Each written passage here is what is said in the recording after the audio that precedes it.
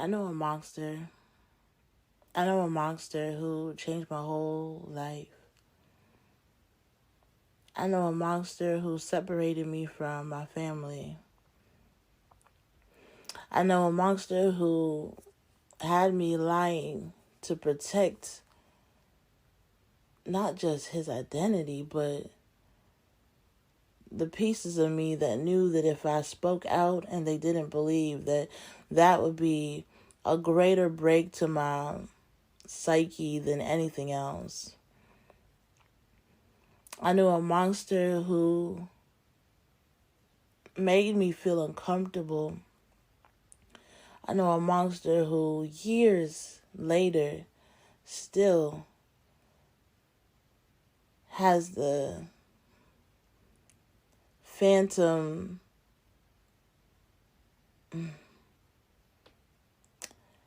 It's been years and I still can see his face. It's been years and I can still feel his fingers at times running across my back, running across my booty, running across the top of me. I most recently had to have a conversation with my parents, telling them about my testimony in my life, because a lot of the things that I've been through, they know nothing about. And it's mainly because I know many people might relate to this, but you grow up in a family that just doesn't talk. We don't speak about the things that go bump in the night. We don't speak about the monsters that are feeling their own delight. We don't speak about the things that have made us cry in the dark. We just keep it together and keep pushing, right? We don't speak about the fright at nights. We just pretend it didn't happen, wish it could go away, and one day, if we have the courage, we speak up, and then everybody is forced to relive and just come to face the facts that this thing was real.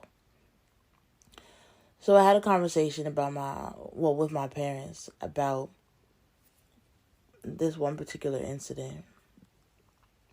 And it kind of shocked me that at the time, what they said to me was, they confronted him and he said, oh, he just accidentally brushed upon me and that was it.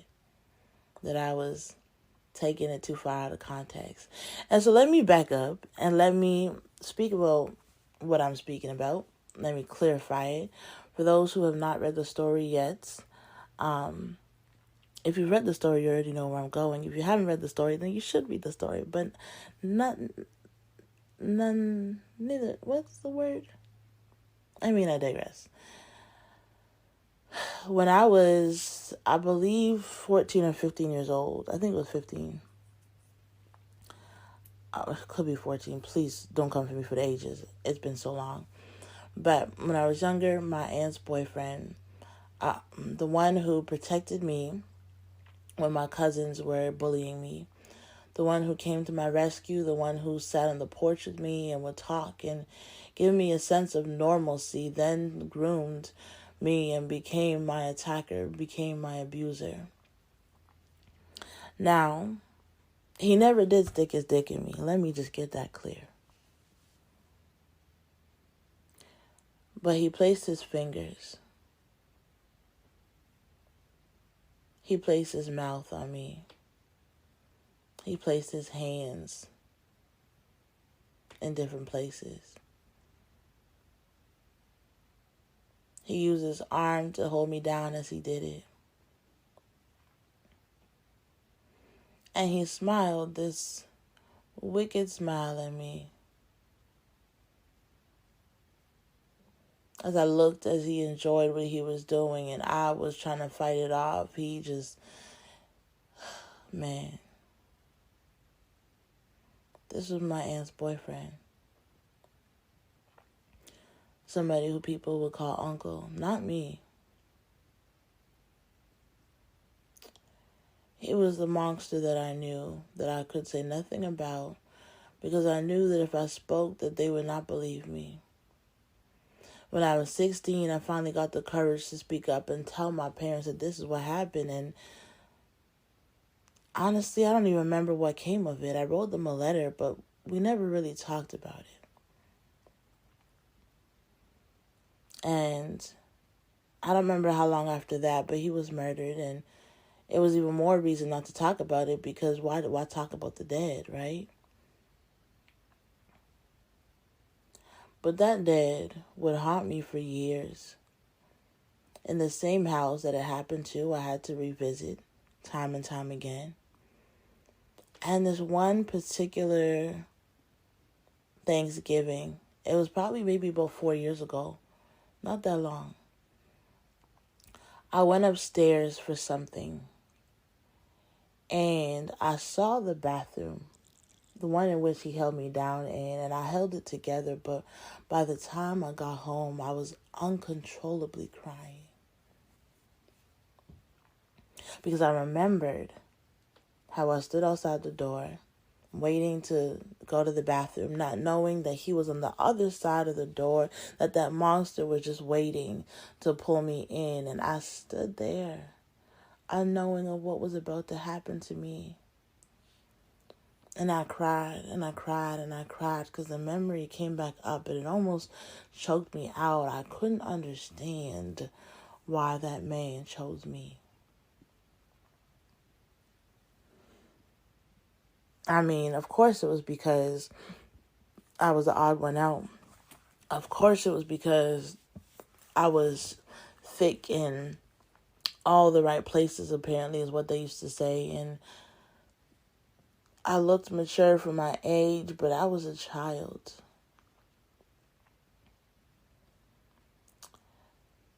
And when the truth did come out eventually, like I said, when I was 16, I wrote a letter. When the truth did come out, they all chastised me, said I was lying. But by then, my son was born, and I didn't actually care about their opinions. Like, it hurt, yes, but I wasn't broken over it because I had a new baby to focus on. But maybe without this precious baby, it would have broken me. So I focused my time on the things that I knew, the things that I loved, knowing that maybe one day God will bring victory. Maybe one day God would allow the truth to come out. Maybe one day they would see that I wasn't lying.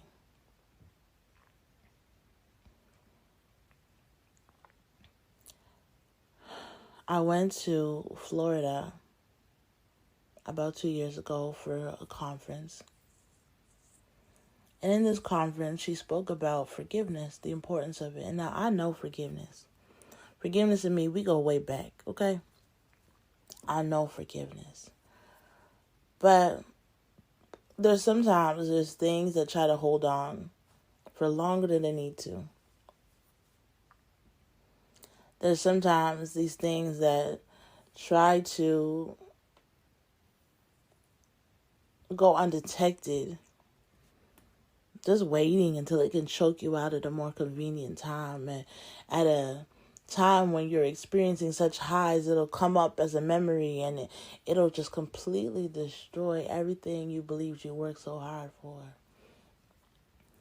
And so I went to this conference, and she was talking about forgiveness and bringing up even the smallest things that we didn't think could be nothing, making sure that we ask Holy Spirit to go over every single part of our memory and our psyche and bring back to us anything that we needed to forgive. And I prayed the prayers in the church, and I brought up many different people, many different things. And as I got back to the hotel and I got into the shower, this memory, it hit me. And I cried. My tears mixed with the water, and I said, I forgive you, Winston. And I said his name because there's power in taking back power. I said his name because I think for years I never said his name. I just said the man or my aunt's uncle, or I just referred to him in all these other third-party names, and I had to say the name of that monster who hurt me. And so as I sat at the table and I'm telling my parents that that's the thing that happened, and I said, well, you remember that situation? And they were just like, well, we don't really know what happened, because nobody really asked at that time. Like I said, we just didn't talk. We just didn't talk. And they asked me what happened. And it was really uncomfortable because I had to retell it. Now, I can tell the world what happened to me, but to tell my parents, to look them in the eyes and tell them that this is what this man did. And I felt like a really little girl again, like a really small little girl.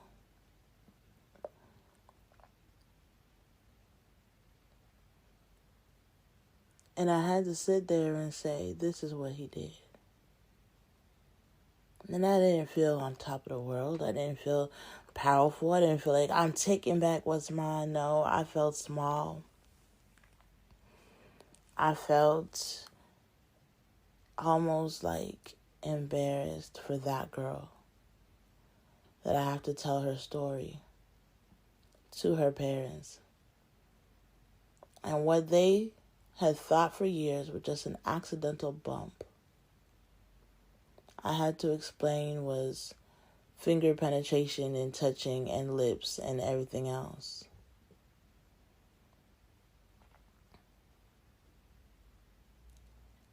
And my mom was,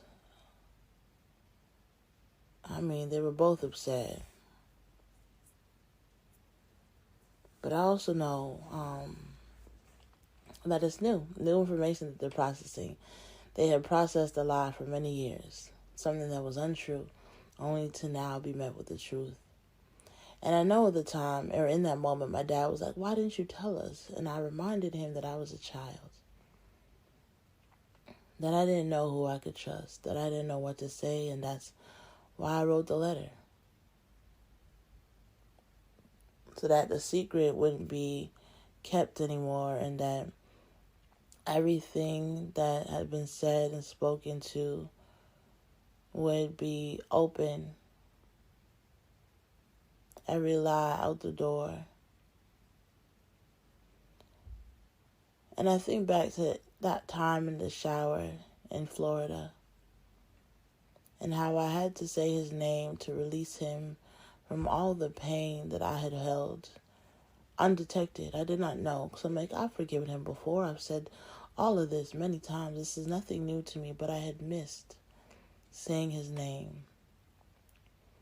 I had missed taking ownership over the situation, because every time I speak about the situation, my family comes for me. They call me every single name in the book. Again. And I don't know if they're going to do it this time, but honestly, this time I could care less. My story has not changed for the last how many years. And it's not because I've committed to memory a lie. It's because the truth lies within what they refuse to believe. I'm going to say that again. The truth lies within what they refuse to believe. That they can't believe that he would be that type of man. They can't believe that they lived with this type of monster. But I know him. I saw his face. I saw his smile. And for years, I could still feel his touch when I'm in a kitchen and I bend over. Sometimes I'm brought right back to it.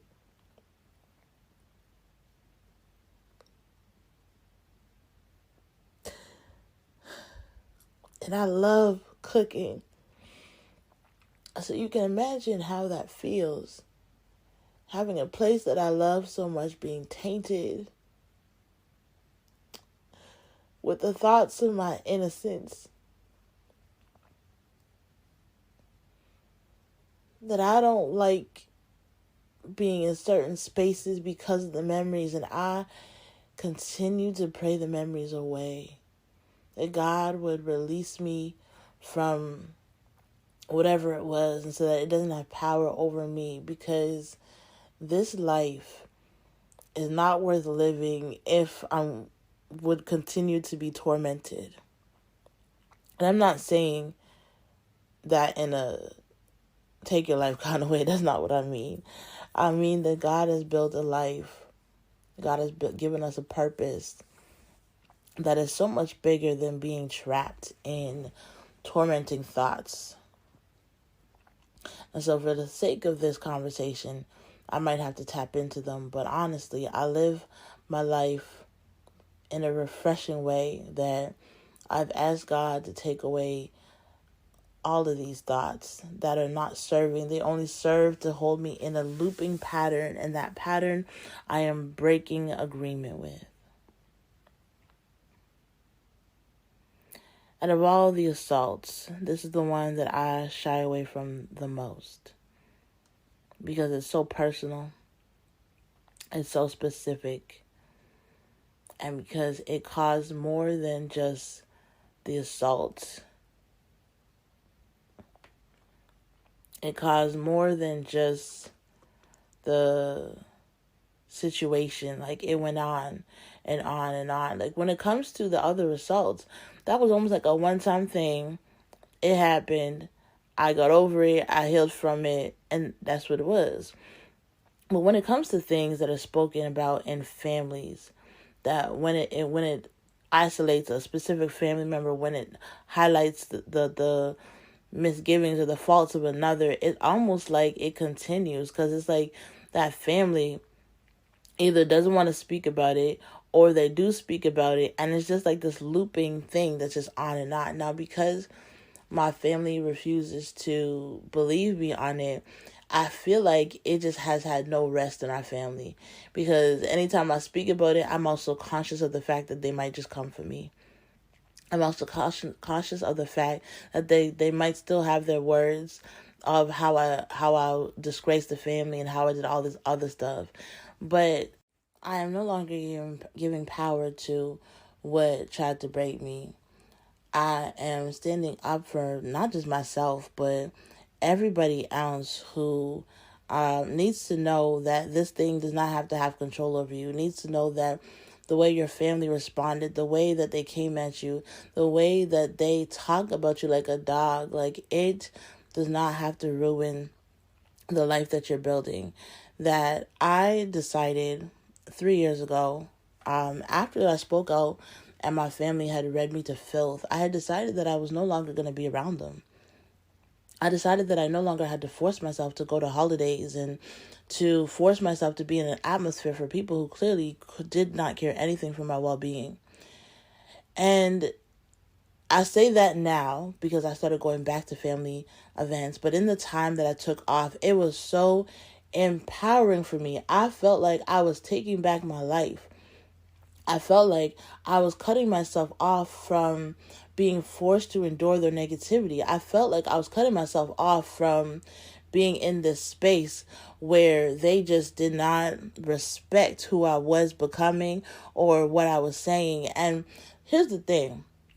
Even if people don't believe what is being said, they don't have to criticize you. They could hold that to themselves. And my issue was that my family not only didn't believe me, but they were also coming for me. They were also calling me names. They were also dragging my name through the mud. They were also telling me that if it was true that I had to prove it. Prove what? I owe nobody the story. The story that I tell is not so that my family can hear what happened. The story that I tell is so that others know that there is healing and that they can be released from it. I am not a slave to these words. I'm not a slave to this family. I was born into it. But I do not have to endure the words, the beatings, the lashings. That is not my portion. And so I stopped going to family events, and people didn't fully understand why. I knew why, and that's all that mattered. I just did not go because I'm like, I did not want to place myself around people who were bullying me. They had bullied me for years. The bullying is what led to the molestation in the first place. And so why would I allow people to continue to bully me when I was in a position where I no longer had to be responsible for their feelings? For years, I was forced to be there with them. For years, I was forced to speak to them, talk to them, be in their space. And I now realize I did not have to do that. And I wasn't going to do that. And so the purpose of this, the monster, and how I survived. I survived by staying mentally strong. I survived by prayer. I survived mostly by forgiveness, because I had to forgive. I had to let that man free. I had to let him no longer have any power and control over me. And then when I was done forgiving him, then I had to forgive my family, because as Lauryn Hill used to say, forgive them, Father, because they know not what they do. I mean, Jesus said it first, but And now it's been years, and now that I have been in a place of peace and forgiveness, I can now go back around them. I can now be at family functions, because I have trained my mind not to run rampant when I'm there thinking about, are they thinking about me? Are they talking about me? None of that. If they are talking about me, so what? If they are thinking about me, so what? I go to different events for my grandma. I go because I didn't want to continue punishing a couple for the rest. I go because I'm now at a place of peace and now at a place of rest. And I wasn't always in that space before. So I am happy that I left Canada and went all the way to Florida and heard a message on forgiveness, because that night, as I stood in the shower, as I said his name, I released all the years of pain and everything that tried to break me.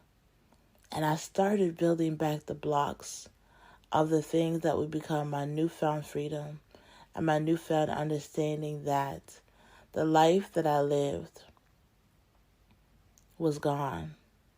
And the life that I am now building is one of triumph, is one of restoration, is one of not just a survivor, but somebody who thrives. Somebody who went to hell and got my soul back because God redeems. Somebody who is at peace now, loving life, and grateful for another chance. That monster, he did not kill me, y'all. He gave me the bricks to build.